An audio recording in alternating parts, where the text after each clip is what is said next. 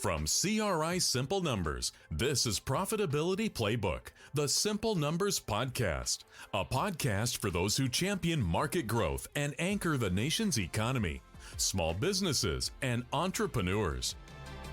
Hey there. Welcome to the Simple Numbers Profitability Playbook podcast. And just like Brandon and I promised on our last episode, we have a special guest for you today. And we had to bring in Greg Crabtree to introduce him and be here. He doesn't do anything around here, so we thought we'd get him on to talk to our special guest today. So Greg, go ahead, fire up the intro and let's get it started. Yeah, so I met Cohen through a mutual acquaintance, and in one of my travels to Australia, we were able to meet up and chat, and then had some ongoing conversations. So it really led into, the challenges that we see in the marketplace right now is marketing effectiveness is in a massive state of shift. We're seeing a lot of people challenged with how do you get in to talk to business opportunities using the old tried and true Google AdWords, paid promotions, SEO, all types of those other, social media type applications. And even then, it even gets more squirrely once you try to get a human to actually go try to scale the castle to get in to see the critical person. And so when I met Cohen, he really delivered what I thought was the most innovative approach to business marketing that I've seen probably since the invention of the internet. And I really do believe that it's something that people need to kind of look at and see, this is where the market has to go to if you're going to be effective. And really wanted to make people aware of how that works and what they've been able to come up with. They launched their company in Australia. Now they have a presence in the United States. But I really do think in terms of this conceptual understanding of the challenges of the marketplace that, we're in a market that is going to struggle to grow. And you're now, is you guys heard us talk about, the participation trophy economy is over. We're in the street fight economy, and you've got to go punch your competitor in the mouth and take their business away from them. And the tools that you've used for the last 25 years aren't going to take care of you for the next 10. And so we've really got to look at new tool sets, new ideas, and really kind of break through the barriers that business naturally puts up to keep you from actually accessing, the clients that work best for you and you best for them. So Cohen, give us an idea of kind of what you guys have come up with and how that's going to really help really more. And like I said, this is more focused on the business to business, community. And so tell us what you guys have created.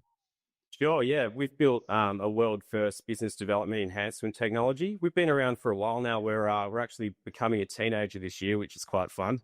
We turned 13 in March. So, but where we really got to would have been in 2018 was we figured out that there was this big opportunity to disrupt the way that large complex deals are actually won.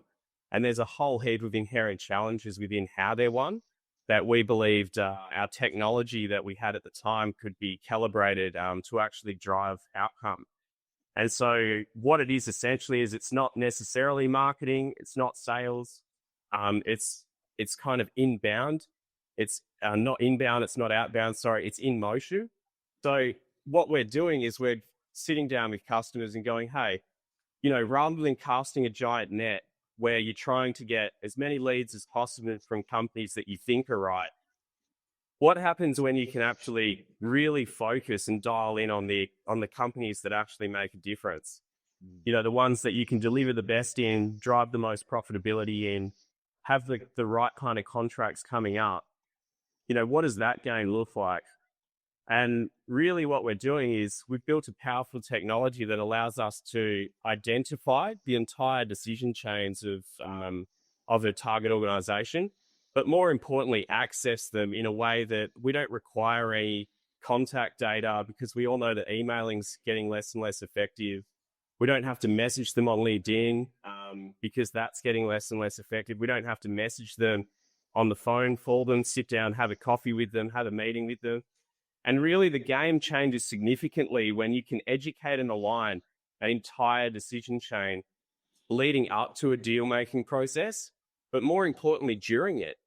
Because, when you're going after these large competitive processes like an RFQ or an RFP or a tender or a quote, whatever you want to call it, what happens is everyone's playing the same game. They're submitting a document, procurement are ticking boxes, and you can't really do much at all. So not only is it about getting to the right people up and down those decision chains, but more importantly, it's getting them to actually pay attention to your differentiators and the things that actually make you different. Because all of the data that we have over the years strongly correlates to differentiation is what wins deals. But more importantly, that differentiation needs to be aligned with all of the right stakeholders. And as you get in these bigger decision-making processes, Harvard Business did a study a few years back, and they say that there's 6.8 decision makers in a typical B2B sales exchange. Right. That's a typical one. When you're talking about a much more complex, larger $1 million to multi-million dollar contract, it's far more complex than that. You've got third parties involved like consultants. You've got sometimes financiers of projects. You've got the entity themselves. And so a decision can go up a chain, it can go down a chain. And what's happening is a lot of companies are focused on the couple of relationships they can form. But because they're long, complex deal cycles, there's a heap of inherent risk in it. Like that person can leave and then the deal leaves with them, for example. But worse than that, and the thing that we see happen time and time again, is that the decision actually, gets pushed down the chain to like middle level management. They take it to their people. They don't know who the company is. They're at the bottom of the pile. They see it as a risk or a threat to their job and the way they do things, and they just kill the deal. It gets sped back up. Look, we don't know who they are. It's a risk to my role, or it's, too risky because we've got an incumbent that we're familiar with. And that's how these deals are being killed. But the really cool thing about our solution isn't just accessing, educating, and aligning these decision chains. It's a two-motion approach where we're educating and aligning them in advance of deals, because really there's three things that you want to control in a large deal. One of them is perception, and quite often they have the completely wrong perception of your business. And traditionally, you haven't been able to control that at all. The other one's price. If everyone's playing the same game of ticking boxes and can't stack up to the finance department or the C-suite or the board, that yeah, sure, you're 10, 15, 20% higher cost, but you've got a much better lifetime value because you've got a better quality product or better service wrapped around it. And it's actually far better off paying that 10, 15, 20%. Then you've got no chance at winning those kind of deals. Right. And so what's really powerful about our solution is the third one is time. Like typically people are kind of sitting there waiting with bated breath for an opportunity to come up.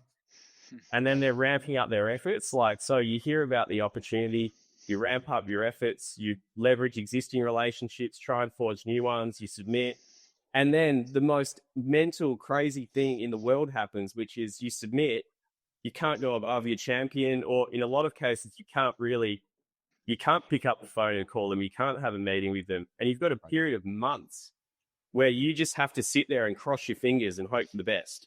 Yeah. And that is mental when you think about it. Like the game hasn't been disrupted until we've come along. So the cool thing about our solution is not just giving our companies that that use our technology a leg up on their competitive set in advance of the deal, but more importantly, when a deal's in motion, like the data granularity that we can get to when we're in motion on an exact deal is insane. Like we can literally see through that deal-making process, the parts of the decision chain, like finance or operations or engineering, right up to the board sort of executives, C-suite level, are they actually absorbing the right kinds of information that differentiate you? Are they taking it in? Do they understand the key things that really matter to them? And more importantly, matter to get the win. And so we can kind of shine a torch and a light through that deal-making process, and we get powerful analytics back as to what's kind of going on, which is pretty profound, because there isn't another solution that can actually do that. the other thing, and I'll stop in a second, I'm obviously pretty passionate about what we've built, is that more than that, like, you know, we can actually make a difference to an outcome, because our data modeling, if we don't see the right trend lines in that chain folding out, you need to recalibrate, re-educate, and align people. And the best part is that, you know, you don't actually need to know who all the decision makers are. And most of the time, people don't. They don't know who they all are. And it gets complex because they have a circle of influence, is what we call them, the people around them who help make a decision. I mean, good luck accessing all 7 people in a smaller deal, let alone hundreds of people who can take your deal. So yeah, it's a pretty exciting solution. And we've won, you know, billions of dollars in contracts in the last couple of years with it alone. So Yeah. So how much of those deals are you finding an opportunity that your client didn't even know existed? yeah, it's a great question. Fascinating data that we get back, right? So because we're educating and aligning these decision chains in advance, we've got like a layer over everything that's happening. And all of these stakeholders don't have to change any of their behaviors. So they never have to click anything, open anything, do anything really. So we get really interesting data back, you know, like we might see that there's a giant spike in interest with, you know, company X, and, you know, maybe it's this part of the chain. And what that does is we've had plenty of instances where customers have had these kind of light bulb moments with our customer success team where they've gone, whoa, that's really interesting. And we've gone, why? And they're like, well, we all know that there's an opportunity coming, but no one knows where. Yeah. And so we can kind of see in advance when things are starting to tip up in their approach. And again, you still need a human resource, Greg, to you know, to submit a contract and form a relationship. Our role is to pad out and make sure that all of the people that you can never get to, like seriously never get to, like chairperson level even, actually you get the opportunity to understand what makes you special. So yeah, it does happen quite a lot actually, where we get some intelligence in advance of when these opportunities are actually going out to market, which is pretty cool. I was working with a client yesterday that's got a business to business deal with a very, very large, you know, client that's and just going through the strategies of this was something that has been talked about years before, and now is just the convergence of time where, you know, the doors open up and the opportunity is there, but there's still nuances as we were going through the strategies of deployment and launching, but then what's next, you know, where's the next thing? And, you know, just like you're talking about, the amount of not knowing where they will let you go with this once you even initially you've even gotten in the door, but there's the next thing that you do with that business opportunity, because you've got to access the C-suite people that they're the critical decision makers to make that next thing. And so the you know, that director level person is engaging, and yeah, we got an initial thing going, but to really make it hum, you've got to bring it all to the table and kind of get that alignment. And so that's certainly huge. I mean, I think when people hear things like this, I mean, this all sounds great and well, but as we know, one of the huge challenges in marketing is, you know, we see clients engage in marketing, business development, sales activities. All sounds great at the beginning, but then you go into this black hole of darkness as you try to implement that strategy. And you know, is it going to work? Are we hearing anything? Oh, well, I got a meeting with so-and-so, or no, we're waiting to hear back on it. And so how does the engagement process to make your process and your techniques come to life? How does that interact with your client then, you know, and how do you keep things on track so that, you know, you're making progress?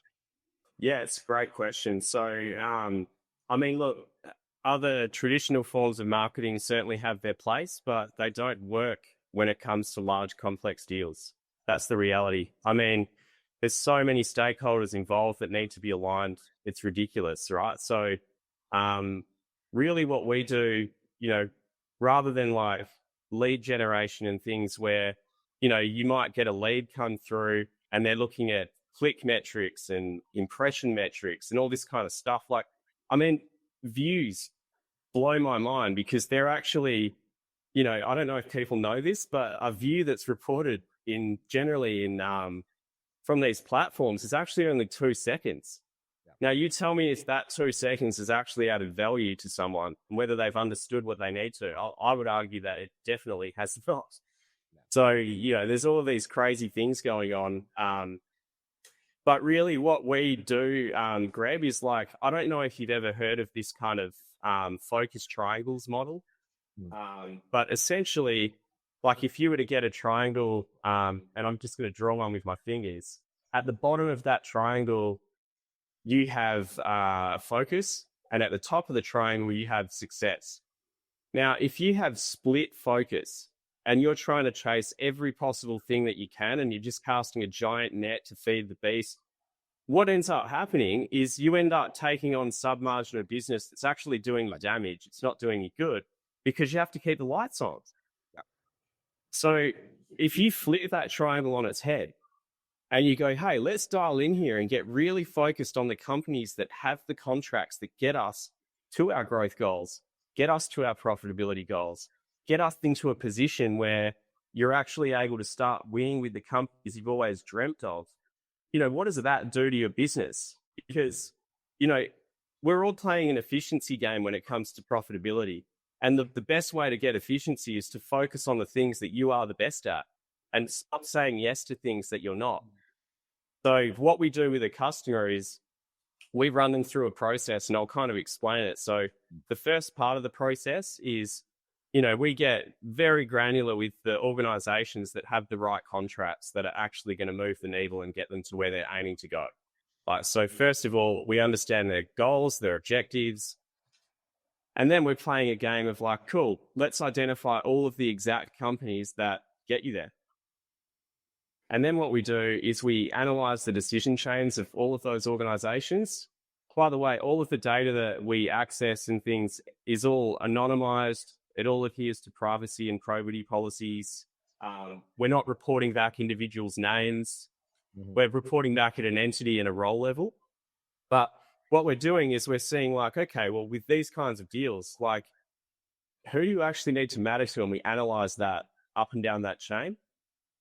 Then what we do, Greg, is we do a really interesting thing, which is we find out who their top kind of 3 to 5 competitors are, and we run data analysis across all of their public-facing information. Right. And we figure out how they're all positioning themselves in the market. And a really interesting thing happens when we do that 99% of the time, which is like everyone seems to copy, because they do their market research, the best player in the market. And all that does is bastardizes the entire market. Everyone is saying the same thing. But we know, as much as you would know, that every business has some gold in it. They've got things that really do differentiate them. And there's things that they're doing that maybe their competitors are doing that no one's differentiating on. Yep. So we then go through a process which is 2 hours where we're in a room asking pointed questions with all of that data and knowledge already, baked out. Yep. Of like, hey, who is it? Not just that you need to matter to, but what's different about you? And we get there very, very quickly. And the cool thing is that by the end of that process, within a few days, we've got everything that we're going to differentiate you with. And we're using our technology to play a big role in this as well. Yeah. And then, only the right people are the exact companies that you should be mattering to, because the reality is you don't need to matter to everyone. You don't need to cast a giant net with a lot of wastage. You just need to matter to the right people. They're the only people that really get exposed to what makes you special and what differentiates you from all the other noise in the market. Yeah. Well, I think the failure that we see with our clients who have to go, they're going for, let's say $1 million and up engagement, type contracts, just to kind of put a data point there to it. That I think most of them resort to, well, let's go find somebody who's worked for that company and hire them as a salesperson so that they can get us in the door. As I mean, yeah, that sounds good, but you and I both know you get a lot of variability of the skill set of that person because there's a reason why they're not working there anymore. Yeah. Yeah. Yeah. So, and so there's just, I've just always looked at this. There's got to be a better way than just throwing an army of people or thinking that you can take small business social media techniques and make them work for, $100 million business. Yeah. And you just got to think differently, but you've got to find some way to create that leverage ratio. Otherwise you just, I've said this before, clients who go into a scaling and a growing process. Well, back when the market was growing, we were bending over backwards trying to pat ourselves on the back of how great we were at growing. And it's like, no, you weren't. You were getting the gift of the market. You didn't do that. I mean, you were just the next available person and they called you and you said, oh, look at the thing I won. No. Now, okay. And when you get into a Coke versus Pepsi 1% market share gain kind of fight, it's brutal. And it sometimes isn't worth it. But yet, if you can find that soft underbelly like you're talking about to go in and find that thing that's not as commonly known and it's still kind of in the developing stage, and if you can use some of that kind of intelligence, all right, now you're really trying to do an end run. And I mean, I think that's the thing that just kind of excited me about having that ability to do it. And then and like I said, we see so many people that ramp up in this cost and it destroys profitability, and they're going to explain it away. Oh, well, we invested in sales and marketing. Yeah. Well, it didn't work. I mean, so Yeah. It's pretty interesting. Like we've got companies, Greg, that we started working with this KDM Advantage solution with like 5 years ago because we started building it out in 2018, and some insane things have happened. Like we've got companies that still only have one business development rep, and they're like 10 times the size they were 5 years ago. Like we saw companies that had sub 20% win rates that now have 70 to even 80% win rates, like to the point where there were customers like in their future list of like dream clients, tier ones that they'd always dreamt of working with. Right. And they just couldn't crack for 3 decades. Like, and now there isn't one they haven't worked with. Like, it's insane. The thing is, everyone has something they can differentiate with. And the key is really getting the right people to understand that. And in the world that we're living now, even post-COVID, it's got even worse. People don't have time. They're spread all over the place. They're not necessarily in an office together. Like that whole symbiosis of people, working together collaboratively is there to a degree, but it's not there the same as it was. And what's also fascinating is that, because of this big shift that's happened because of COVID, people are actually spending a lot more time on their devices. And so if you can get to the right kinds of people where they spend time, but more importantly, not just get them to actually understand what they need to about you, it changes everything, particularly if you can do that at scale, because like I was saying, there's times where, a deal, you get told like from your champion, like, guys, you've got it in the bag. And you almost want to like crack open a celebration drink, right? And you start fist pumping each other or whatever you do in your world. And then you get like a few months later, you get one of 3 things. You're either ghosted, Yeah. or you get like an awkward letter in the mail. Or the other thing that could happen is maybe if you're lucky, you might get a text or an email. Right. Yeah. They're not going to call you and say sorry. And the reason that it happened is because they couldn't articulate the things that make you special to the top of the tree, or worse, further down the tree. Where like things just get out of control because of the scale of the amount of people that they rely on for their opinions. Like deals aren't made in a siloed vacuum anymore. They're made by more and more by consensus because people, don't want to take full responsibility for things necessarily, right? Especially if they're large deals. So I mean, our role isn't to do anything other than figure out like what are the key things, the key strengths that really make our customers shine, and we use technology to do that. But more importantly, like it's not just what are those things that make them shine. It's going a bit deeper than that and making sure that those things can actually be absorbed by the right people, so that they do actually take the time to understand it. We've got crazy stories, Greg, like, we've got, I've been there, cool. What's that, sorry? I said I've seen a few of them, and I know in our previous meeting you've shared with some of those success stories that I mean, Cool. I'm kind of curious at a tactical level. So, we talked about that decision-making chain, and let's say that we've gotten it with our champion, but we need to influence, someone who's either higher on the chain or lower on the chain. Is your technology and your process, is that delivering contact information? Is it putting content in front of them? So how do you make that connection? Yeah, it's a great question. So we've built some really great partnerships over the years with some very large technology companies, and we've got some, great API accesses and things. And so the first thing that allows us to do is to ensure that, we can kind of analyze the chain of an organization. But really what we're doing is we're hashing data between our platform, the wider web. So we have a bunch of partnerships with where we can get information in front of people. So it's not just social platforms and things. In fact, they play, like a 7 to 11% kind of ratio to it. But what we're doing is we're able to validate data. It's all anonymized, and we get back the company level data and the role level data. And so, when we're doing this, like I was saying, there's kind of two motions. Like I spoke about that graph of like the game everyone's playing where they're waiting, then they ramp up their activities, they submit, and then they like can't do a lot.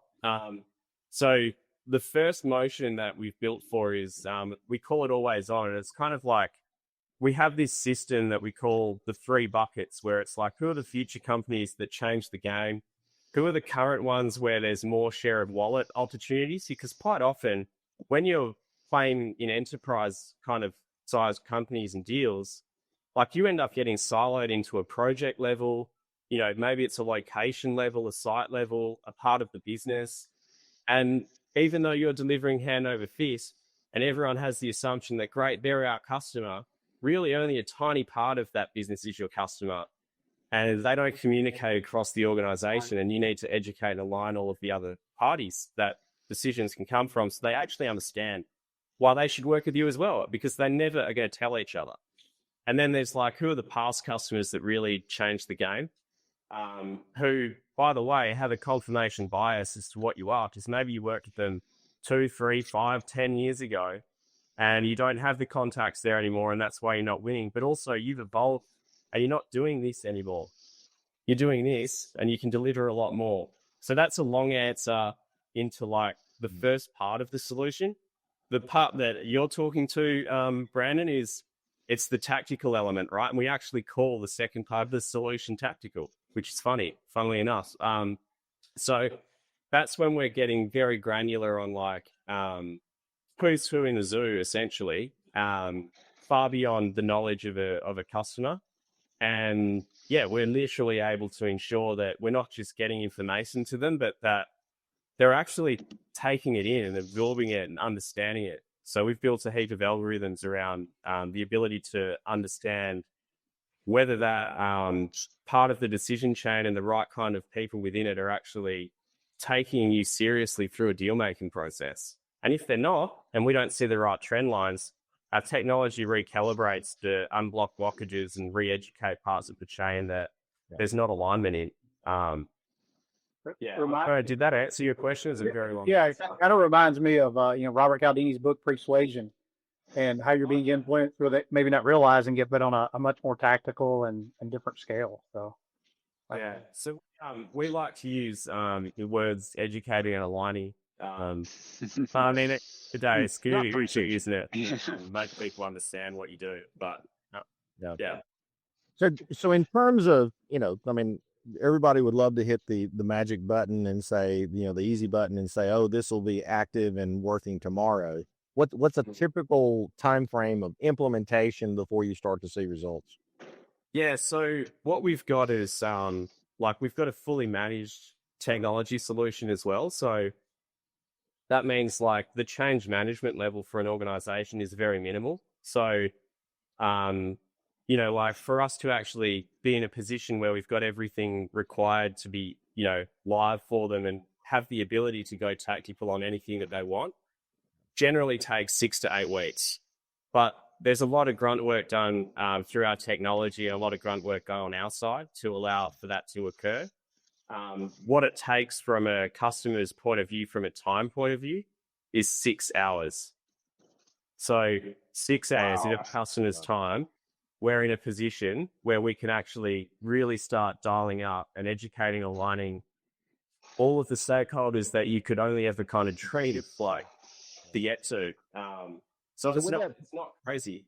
With that process, it strikes me, how often do you find that when you're doing your grunt work outside of the business to see almost like what is the outside see of that company from the outside in versus what does the company think they are from the inside out? You ever see a misalignment of that to help them through that? Totally. That's a really fascinating point because quite often these companies that we're working with just have these biases, you know, and you kind of need a robust outside lens to have done, you know, pretty rapid analysis on what's going on with the market and but also the people that you're coming up against, to show them like, hey, the reason you're not winning is because everyone's just doing the same thing, you know, and drawing that out from them. We've built something pretty incredible to make that a relatively easy process. But it's very eye-opening for these guys. Like there's stuff that comes out of it that they just had never thought about, you know, things that really should matter to people and people need to know about, but they just had never really thought about themselves in that way. And I think it all comes back down to that whole focus thing, Greg, where it's like, let's understand, you know, the game you're currently playing. Sounds like a pretty sucky game, you know, it's not the best game you could be playing. And that's cool. That's okay. But, you know, what's the optimal game look like? Is it certain types of work that really moves the needle on your profitability and growth? Because that unlocks, and this is something I really love about your book, Greg, and we're big fans of your book, by the way, is that, you know, as you kind of increase your profitability and you increase your profit, you've got more ability to then inject it into that next thing. So is it opening up another market? Is it another state? Is it another country? Is it that you've got a product that, you know, you're pretty good at delivering? With a few more tweaks, you'll be great at delivering it. And there's a whole new pool of profitability that you could be selling to your existing customers and bringing new ones on. Like it's really about getting on the same page with that, because in our view, that's what moves the needle. And I think too many people are getting distracted by noise. Like who cares about clicks? Or what does that even mean? They can make payroll. I know that. Thank you. Yeah. So like who clicks and what does that actually mean? And do they actually absorb anything? And do they understand anything? Like it's just like, it's like, I don't know. It's kind of like just massive caffeine hits for everyone of like just noise. So No, but don't get me started on my favorite dislike metric of lifetime value of a customer. Oh gosh, That's that's the like, worst. I mean, we talk about the most made up calculation ever. Yeah, but you bring up a good point though, because I will say, so like we're, you know, right now, what we're seeing in the marketplace is where when things were hot, everybody was going really focused and deep. And now with the market not effectively growing in many sectors, but still there's still work to get. You're having to go this way with your offering. And you're also having to go this way with geography, like you said. And I will say that the times that I have to, one of the Horton professors that I get to work with at the EO at Horton program, he has this great phrase that he reminds every class. Sometimes you need to change your where, not your share. And it's just a great statement, because it's like, yeah, I mean, if I'm running, like one of our great clients is a multi-location express oil change. Well, there's only so much activity that you can run past each bay, at that one location. And you get to a point of optimization, but you have to change your where to grow that business to get another location. And then you run out of good locations in the market that you're in. So then, well, I got to go to another market. And that's where I think y'all's technology overcomes that fear, because every time I talk to them about going, any company going to another market, the unknown just overwhelms them. Oh, we don't know anybody. We don't know. I mean, I don't know, well, what's the potential of that market? I don't know. And if is there a way to find out? I don't know how to find out. It's pretty interesting. Reminds me of an analogy. Everybody's doing battle, and Cohen and his team are the special forces. Come in, and they're quick at what they do, and the way they do it is different than everyone else's, and it gets results fast. Yeah, I mean, we've been described in all sorts of interesting ways, and one of them that I find interesting is like, we're basically a series of drones, that are collecting intelligence and can be laser focused on exactly what matters. It's pretty interesting. Well, I do like the fact that you said that if the onboarding takes 6 hours or around that amount of time, because whenever we see clients take on, a new marketing firm or marketing initiative, forever. They forever. I mean, the client is one of the biggest problems, because, I'll get to that, because the marketing firm can only work with what they have. Exactly. And if you're the bottleneck, we need to create content. Well, you can, and the sloppy thing these days is, I can create content with the use of AI, but it has no soul. It has no movement. And entirely. There's it's an interesting one, right? Because I mean, in my view, AI is fascinating. We're building a lot of it, and we understand it pretty deeply. But really, like, what's happening is people are playing this game with AI where they're trying to create more quickly. And it's like, why not play a different game, which is like, let's create things that are more effective. It's a very different lens to be looking through. Yeah. And one of the, I'm going to do another podcast with a client of ours has, I think, started to look at it that way, that we've done some work with, and it's a marketing firm that was really early on in the AI game, and they did my speaker website, the gregcrabtree.net, and they did a really good job. But yet it's still one of those things that, I'm very picky about what goes on there, because it has to be something that is still within the genre of how we see things and how we talk about things as simple numbers. And there's been articles that they had AI help them produce, and they edited and they showed it to me, and I go, no, we're not going to post that. That is not how I would say it. The complete opposite of what Greg Crabtree would say. Exactly. It's super fascinating, Greg, because I mean, ultimately, the best people that are at articulating what it is you do are your best people at articulating what it is you do. Yeah.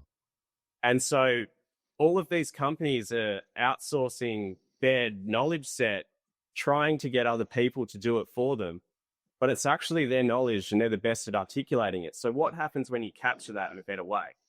Yeah. I mean, that is the crux of the issue. If you've got to be able to, can I capture it in a better way that doesn't take forever to do it? That's where you bend the curve. Exactly.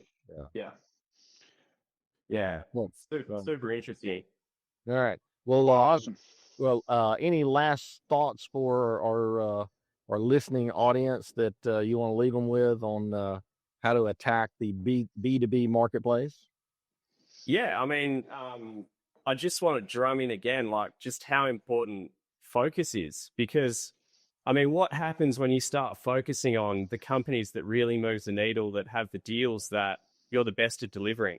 I'll tell you what happens. Transformational growth is what happens, because like if you can increase, stop increasing the amount of meat you're putting in the sausage, the sausage machine, and maybe look at it slightly differently and focus on, incrementally increasing your win rate. Because when you go from a 20% win rate to 30, that's a 50% jump in your business, right? That's a big difference. But if you go from a 20% one over a couple of years to 40 or 50, I mean, that's a big jump, right? It's a awesome shift. I mean, essentially, in the fundamentals of quoting and winning, if I have to quote a lot, I've got to make the quoting process so automated and efficient that I don't care how many people want to quote. And then I got to get a reasonable win rate. But when you start to move upscale in these big ones, those are deals that I've got to go, that I have a super high win rate, because I'm only bidding on things that I am one of the top 3, if not one of the top 8 winners anyway. Yes. And the more that I can tilt the scales in my favor, and like I said, I've had tons of deals in my clients' lifetimes and my own, where you get something all the way to the final decision maker, and nobody remembered to actually, get them prepared for it. And there would be just one thing that says no. And we had this, we had a marketing client who had an open door to get in with a public company to do some work. And I saw this one firsthand because I had some inside knowledge of this. And it was like, it was great. I mean, my client, who was a small firm, was less than half the cost of the provider that company was using. But yet, like you said earlier, it came down to, they ended up only giving a piece of the contract to test them before, and they actually then let them do kind of the full deal. Now, in the last 3 years, they've gotten to do more and more of the work, because now they've become, a known vendor. But they didn't have what you're doing to win them over and say, well, we might be a small shop, but we do big things, and we're capable. And you've got to have that ability to tilt the scale, if that's the game you want to play. And I think everybody wants to play that game, but they just don't have the resources to do it. Yeah, that's right. And, to do it with human resource would be a mega expensive task. And there's so much inherent risk in it, because you don't know if they can get the job done. You don't know if they can get to the right people, even though they have a lot of relationships. I used to say, and you've heard me say this when we met, I said, I used to say that you had a 1 in 10 chance of hiring a successful business development / salesperson. I think it's 1 out of 20 now. Yeah. It's almost. So how many times you want to go to the well? Because, our standard thing that we tell a client when they hire a key business development person, this is great. I'll call you in 30 days and I'm going to ask you one question. Are they going to make it? And because in 30 days, if they're going to make, I don't care if they've sold anything, but you've watched them take actions for 30 days. And as a good friend of mine says, if there is any doubt, there is no doubt. And you throw them back in the heap and you run in the next one, because you might have to do this about 10 to 20 times before you actually find that one that actually works. And each time it costs 30 or 40,000. Yeah. Oh gosh. Yeah. And there's got to be a better way if you want to be a better winning company, you've got to find a way to break that cycle. Correct. It's an interesting point, Greg, because, everything changes when, you're actually enhancing the ability for your current resources, whether that's your management team who are doing some of the sales, whether it's, it is a business development team, or even one resource. Like, everything changes when you can give them something that enhances their ability to win. Like, it changes everything from a profitability point of view as well. But what it does also, and we've seen this, we've met with a lot of companies that, like, when you get a deep with them and you have a proper chat with them about what it is they're trying to achieve, quite often they just want to sell it because they're tired. They're over it. They've had enough. They're not getting out of the business what they actually deserve and what they want.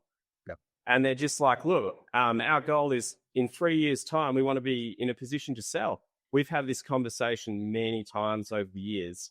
And what's really cool and fascinating is that when they actually start increasing their win rates and they get a level of predictability, and they can make better decisions as a result of that, you get to year 2, year 3, and the last thing they want to do is sell. Yeah. But they have the option to and get what they deserve from it. And to this point, difference. so here's the financial side behind exactly what you just said.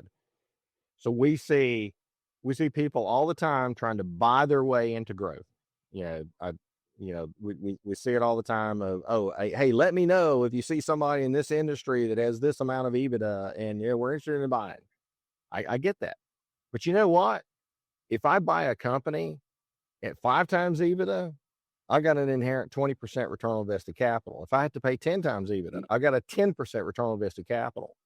Yeah. Companies that win with your methodology, you get 75 to 100% return on invested capital for that growth.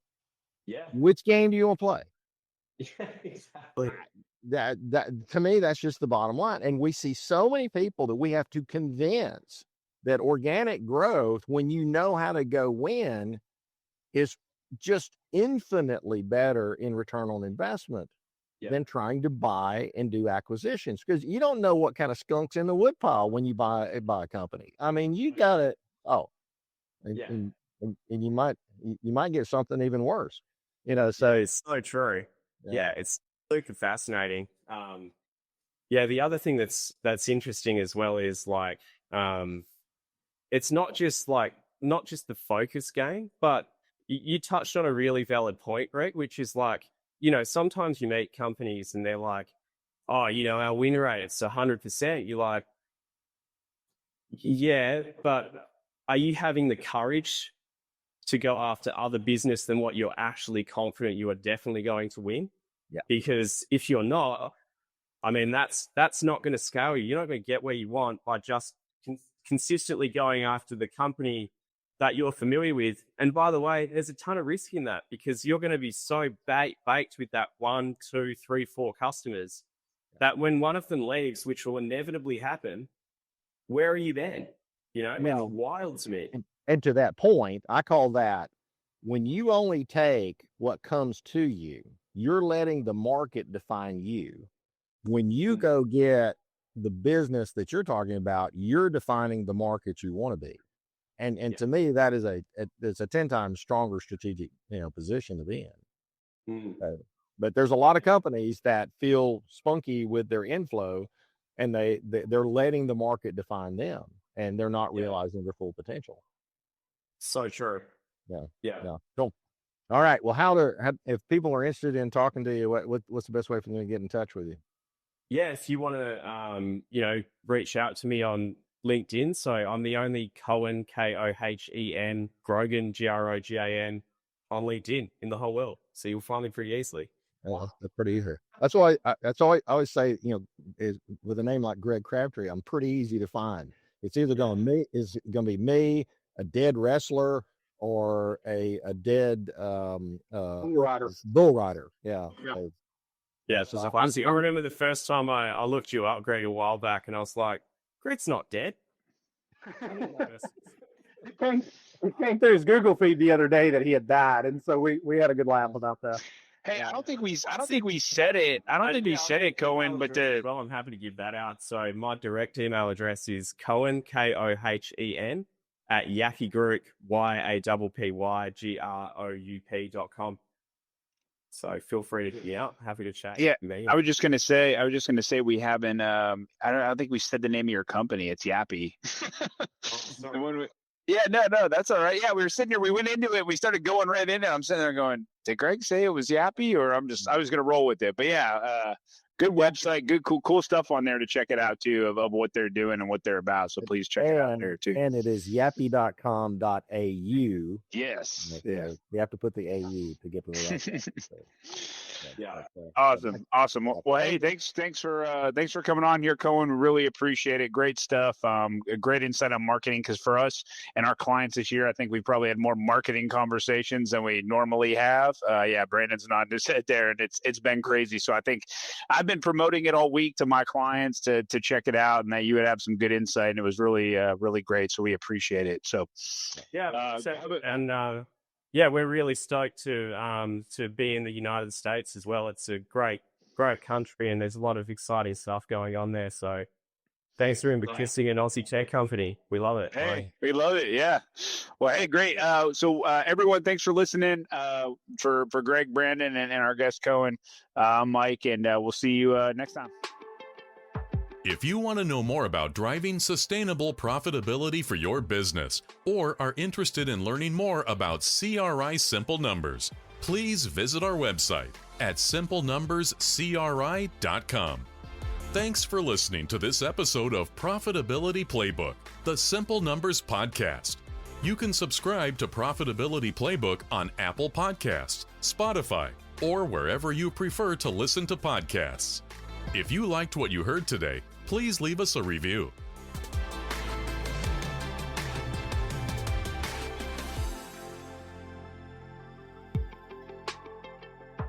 The views expressed on Profitability Playbook, the Simple Numbers Podcast, are those of the presenter and moderator and do not necessarily reflect the views of CRI Simple Numbers or the CRI family of companies. This podcast is intended for informational and educational purposes only and is not intended to replace professional advice received directly. Consult with your CRI Simple Numbers advisor or another trusted professional if you have questions about your specific situation.